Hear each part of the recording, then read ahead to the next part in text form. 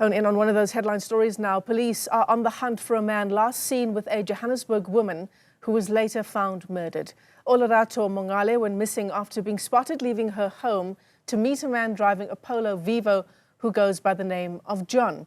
The car was found to have a cloned registration plate belonging to a Toyota Hilux. Mongale's body was found in Lombardy West, north of Johannesburg, less than 2 hours after she was last seen alive on Sunday.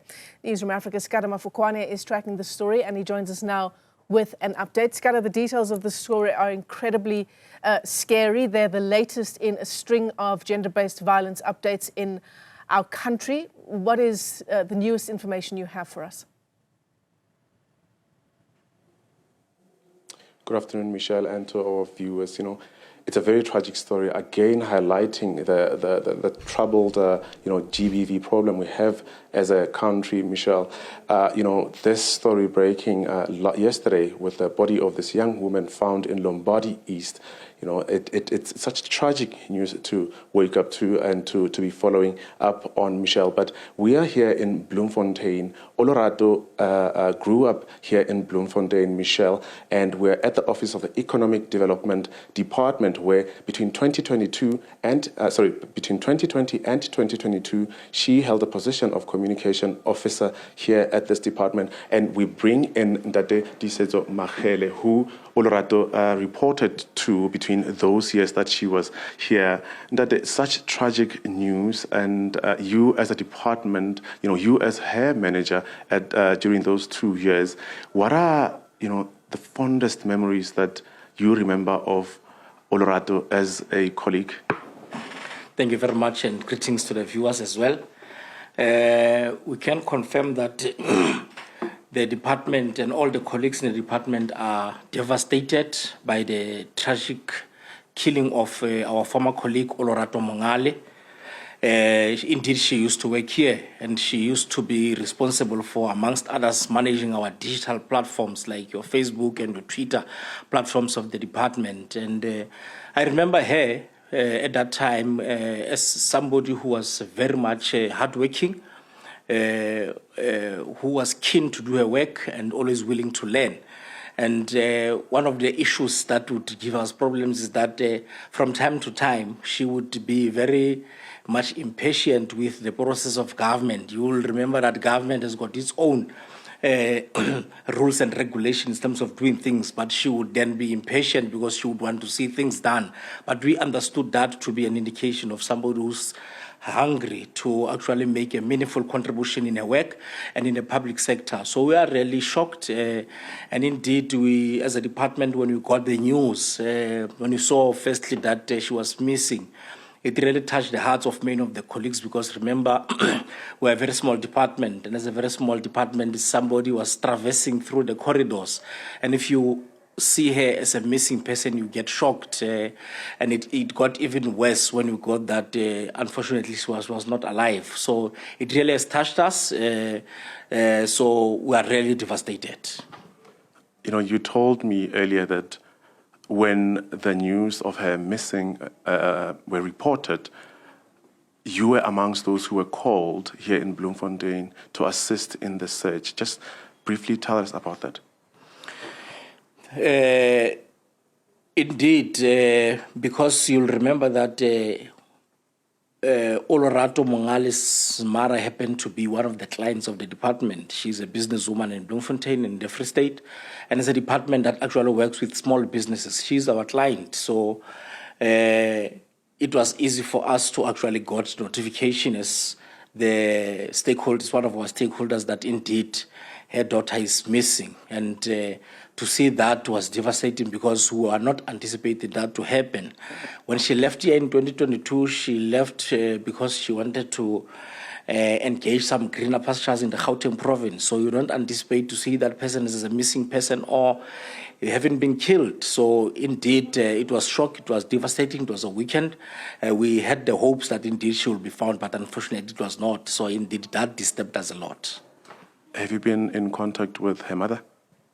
There are some of our colleagues who have been in contact, and I know that the leadership of the department is in contact. I have not been in contact. We have I've taken a decision to allow her that particular space because of the difficulty that she's confronted with right now. But the department is in touch with her, and I hope that the department, in those discussions that it's having with her, and the entire Free State provincial government led by the Premier, will then maybe come to a realization, maybe to see how we honor her. Because, as you said, she is a product of the province, and we would have anticipated that she will come back to the province and actually plow back through the skills that she has learned elsewhere.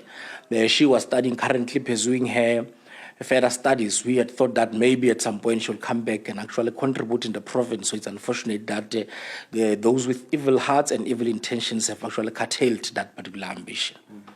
It's such a somber mood, when we arrived, when we walked into your office, and evidently that emotion, you could see it from the colleagues as well. As a manager in this department, what are some of the conversations going on in this office? What are they telling you? I think we are still going through a state of shock. Most of us, and all of us deal differently with shock. Some of the people would then be able to speak out, but as you say, it's a very somber environment. Many of the people are trying to actually understand what has actually happened. Some of them are trying to appreciate what is happening, but it's difficult because, as I said, somebody who was not so long ago traversing and working with us here is no longer here, and who has died so tragically. It is difficult to stomach. It is difficult for all of us to appreciate. So some of the conversations that you will actually come up with, because some of our colleagues, some of them are young people who themselves will see themselves in the footsteps of Olorato. Maybe they themselves undergoing the same tragic incidents that she has undergone. Some are parents who are actually bearing girl children like myself. And if something like that happens to a young woman, you think about your own children, and that in itself will actually freeze your heart. So it's actually shocking. And as a department, as somebody that we know, because this can even affect, even if you have not even met such a person, but for a person to have undergone such is very shocking. So it's even worse for us because we have worked with her. So it's really painful. Just lastly, before I let you go, that one assignment, she reported to you for 2 years, that one assignment which you gave her, and, that's top of the list, and you feel she excelled, or, all that, just to get that sense. Thank you very much. I was given an opportunity to act in that particular position for a certain period of time. And one of the things that I realized was that our website, or the departmental website, was not as responsive as one would like, because a website carries a lot of information. It's a repository of information. And I realized that it is not user-friendly.